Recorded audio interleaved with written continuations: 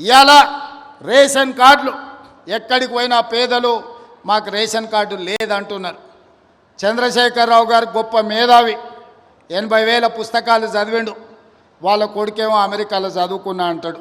80,000 పుస్తకాలు చదువుకున్న ఆయన కానీ అమెరికాలో కంప్యూటర్ చదివొచ్చిన ఆయనకు ఈ తెలంగాణ రాష్ట్రంలో ఉన్న పేదలకు రేషన్ కార్డు ఇవ్వాలనే కనీస జ్ఞానం లేదు.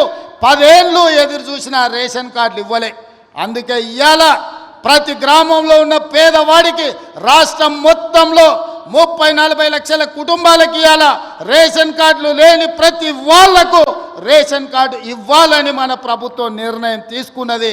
రేషన్ కార్డు ఇచ్చిన ప్రతి వాడికి సన్న బియ్యం పంచే కార్యక్రమాన్ని కూడా మన ప్రభుత్వం తీసుకుంటుంది. ఇవాళ రేషన్ కార్డు అనేది పేదవాడి యొక్క గుర్తింపు. ఆధార్ కార్డు ఎట్లనో రేషన్ కార్డు కూడా అట్లనే.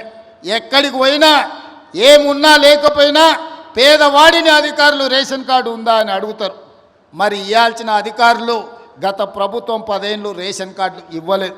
అందుకే ఇవాళ మనం ప్రతి గ్రామంలో గ్రామ సభలు పెట్టి గ్రామ సభల ద్వారా మన దగ్గర ఉన్న సమాచారాన్ని ఇవ్వడమే కాదు, రేషన్ కార్డులు రాని వాళ్ళను వివరాలు లేని వాళ్ళను గ్రామ సభలల్లో మీ వివరాలు ఇవ్వండి, మీ అందరికీ రేషన్ కార్డులు ఇస్తామని చెప్పి మన ప్రభుత్వ అధికారులను గ్రామాలకు పంపించినాం.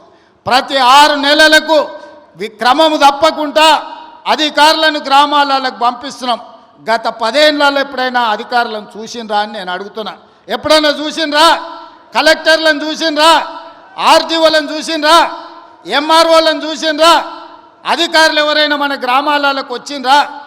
ఇప్పటికే 3 సార్లు మనం గ్రామ సభల ద్వారా గ్రామాలకు అధికారులను పంపించి ప్రజల దగ్గరికి పంపించి ప్రజా పరిపాలనలో ప్రజలకు మీరు జవాబుదారీతనంగా ఉండాలి, ప్రజలకు వెళ్ళి వివరించండి అని చెప్పి ప్రతి అధికారిని గ్రామ బాట పట్టించినాం.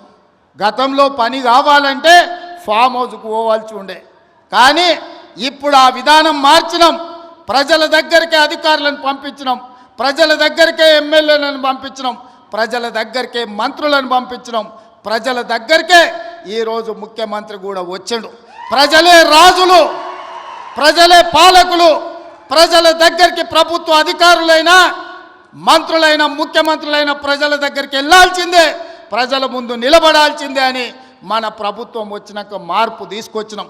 అందుకే ఇవాళ చీఫ్ సెక్రటరీ నుంచి మొదలు పెడితే రాష్ట్ర స్థాయిలో ఉన్న ప్రతి అధికారి, జిల్లా స్థాయిలో ఉన్న కలెక్టర్లు, హౌసింగ్, రెవెన్యూ అన్ని డిపార్ట్మెంట్ల అధికారులు ఇవాళ చంద్రవంచ గ్రామానికి వచ్చిన ఒక మారుమూల ప్రాంతంలో అంటే ఇది ప్రజల కోసం తీసుకొచ్చిన మార్పు, ఇది ప్రజా పరిపాలన. అంటే ఫామ్ హౌస్లో ఉండి గడిలలో బండి ఈరోజు 10 ఎకరాలలో భవంతులు కట్టుకొని పరిపాలన చేస్తామంటే కుదరదు.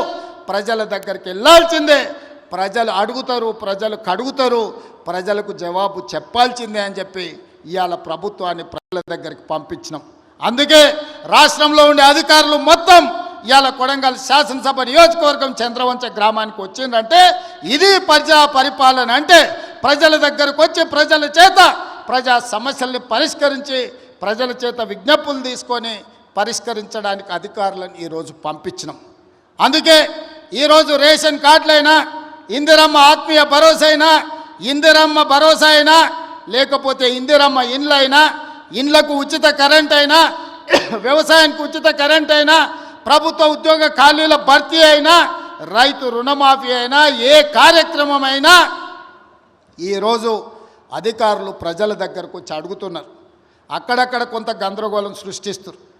అధికారులు వచ్చిందే మీ వివరాలను సేకరించడానికి, మా వివరాలు లేవు అని కొంతమందిని ఉసిగొల్పి కొన్ని గ్రామాలల్లో చిల్లర మల్లర పంచాయతీ పెట్టాలని చూస్తున్నారు.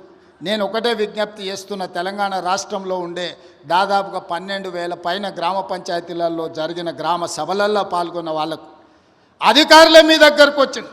అధికారులు మీ వివరాలు రాసుకుంటారు. అధికారులు మీ వివరాలు తీసుకొని మీ సమస్యల్ని పరిష్కరించడానికి వచ్చినప్పుడు మీరు ఆ అధికారులకు పూర్తి స్థాయిలో వివరాలు ఇవ్వండి.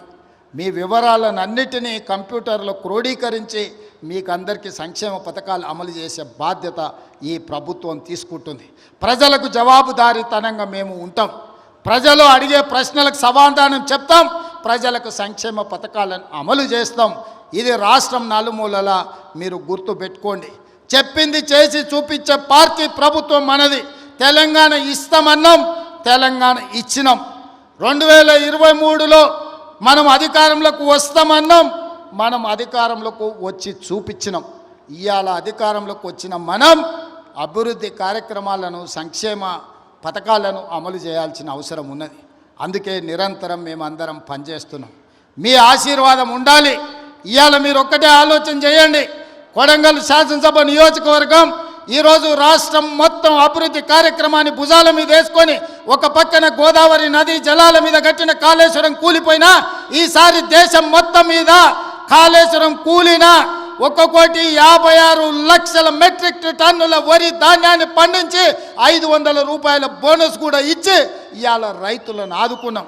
10 ఏళ్ళైనా పాలమూరు రంగారెడ్డి ఎత్తిపోతల పూర్తి కాలే. 10 ఏళ్ళైనా నారాయణపేట కొడంగల్ ఎత్తిపోతల పథకానికి కనీసం టెంకాయ కొట్టలే.